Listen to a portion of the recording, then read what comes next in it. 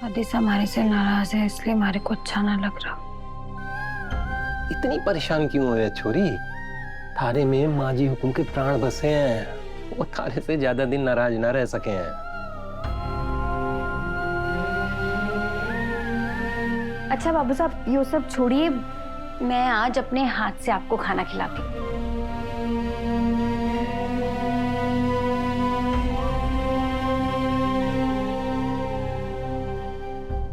अब मैं आपको कैसे बताऊं बाबू साहब कि उनकी नाराजगी का कारण असल में ये है, और शायद वो इस बात ने जिंदगी भर ना भुला पावेंगी। तू ना हमारी चिंता छोड़, मैं खाना खा लूंगा, तू कोठी जा, वहां सब थारा इंतजार कर रहे होंगे। जी।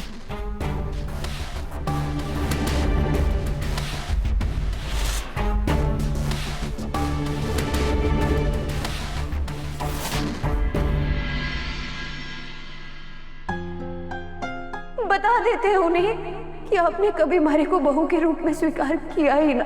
जो कुछ मैंने सुना वो सच है कि झूठ? सच है दादी साहब। सोचियो तो कि जब बसूड़ी की छोटी सी गुड़िया होवेगी तो उसने यो पायल अपने हाथों से पहनाऊंगी। भाई को इस बात का दुख ना है कि पशु पेट से ना है, दुख तो इस बात को है कि उसने हमारे साथ धोखा किया।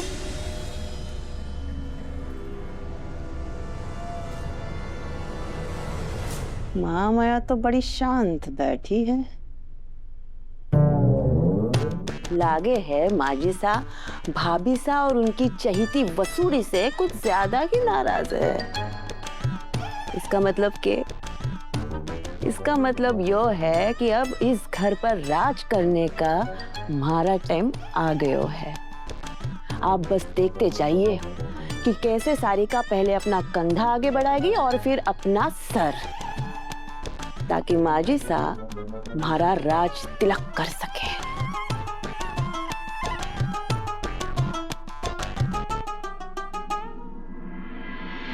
माजी सा,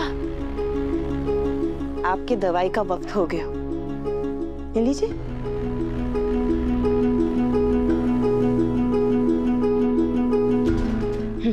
लीजिए माजी सा।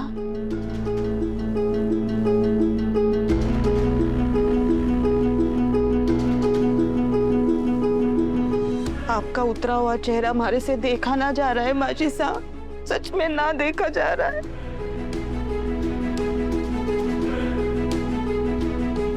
लेकिन वो वसु, उसे तो जैसे कुछ फिक्र ही ना है।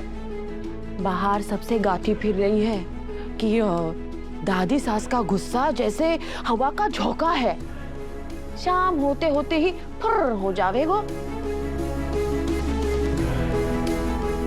अरे जिस दादी सास ने उसे उसका दर्जा दिलाने के लिए अपनी जिंदगी दांव पर लगा दी, उसी दादी सास के साथ उसने इतना बड़ा धोखा कर दिया। एक गलत इंसान पर आपने अपना सारा प्यार लुटा दिया माजी साहब, गलत इंसान पर।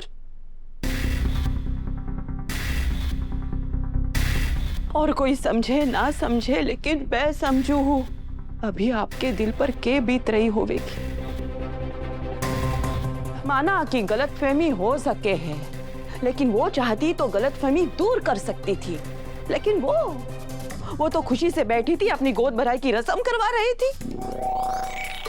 और भाभी सा तो उसी की तरफदारी किए जा रही थी। हाय मेरा राम जी, राम ही जाने अब इस घर में आगे के होवेगा।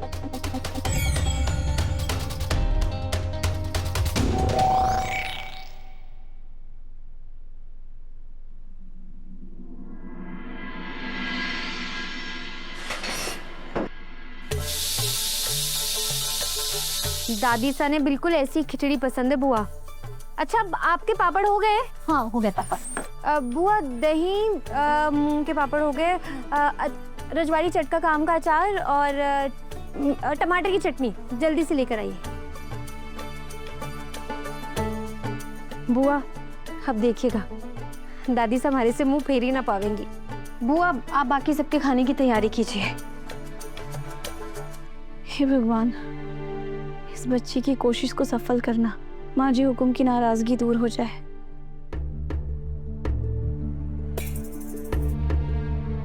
मेरा दिल जाने कि दादी सा हमारे से बहुत नाराज है, लेकिन जिनसे प्रेम हुए है लोग नाराज भी तो उन्हीं से हुए हैं ना। दादी सा हमारे से बात ना भी करेंगी तो मैं सह लूंगी, बस खाने पर अपना गुस्सा ना निकाले।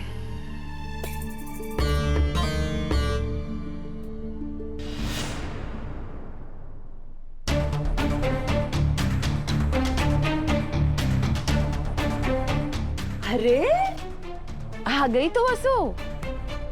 माजिसा ने बहुत जोर की भूख लगी है, जाओ उन्हें खाना दे।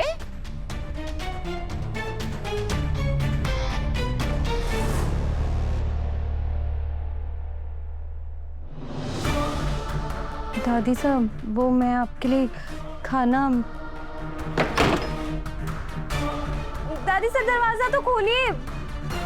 मैं जानू आप हमारे से नाराज हैं, लेकिन ऐसे खाने पर अपना गुस्सा मत निकालिए ना। आपको हमारे पर गुस्सा करने का पूरा हक है, लेकिन आप खाना तो खा लीजिए। खाना नहीं खाएंगी तो दवाई कैसे खा पावेंगी? दादी साहब सुनिए ना। क्या हुआ वसु रानी? किचन में तो बहुत बढ़ चढ़ के बात कर रही थी कि देखिएगा माजिसा हमारे हाथ की बनी खिचड़ी में ना कर पावेगी। तो अब क्या हुआ वसु रानी? वो कल की बात थी, पुरानी हो गई। आज की ब्रेकिंग न्यूज यो है कि माजिसा थारी शक्ल भी ना देखना चाहे।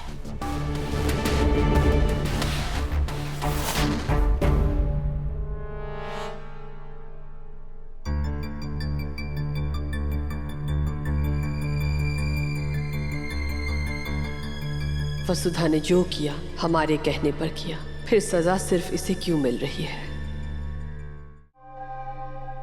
मासा, आज तो बहुत जोर की भूख लगी है। ये वसु का है और दादी सा और पापा सा भी कहीं नहीं दिख रहे। अब मैं थारे को के बताऊं? माजिसा अपने कमरे में ही खाना खाएंगी और साथ ही होंगे।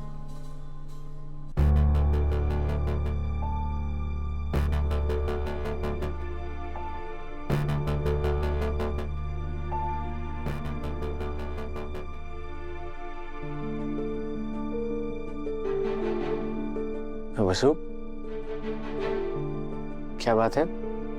आज फिर से पुराने लुक में? कहीं तुम भूल तो नहीं गई कि तुम अब परमानेंटली चौहान बहू हो? हाँ वसु, मासा ने कितने प्यार से तुम्हें लहंगे और जेवर दिए हैं, तुमने उतार क्यों दिए? मासा की बड़ी बहू हो तुम, तुम्हें तो बन ठन के रहना चाहिए। जी दिव्या मैडम, लेकिन मैंने वो जेवर और कपड़े देवी हुकुम की इजाजत से ही उतारे हैं। वो क्या है ना, वो कपड़े और जेवर बहुत भारी थे और काम करने में भी दिक्कत हो रही थी। हमारे को आदत भी ना है ना, इसलिए मैंने वो उतार दिए। तुम्हारा घर है, जैसे अच्छा लगे वैसे रहो। और वैसे भी मुझे तो तुम्हारे इसी रूप से सबसे पहले प्यार हुआ था। और एक बात बताऊं, तुम इस सिंपल लुक में भी बहुत सुंदर लगती हो।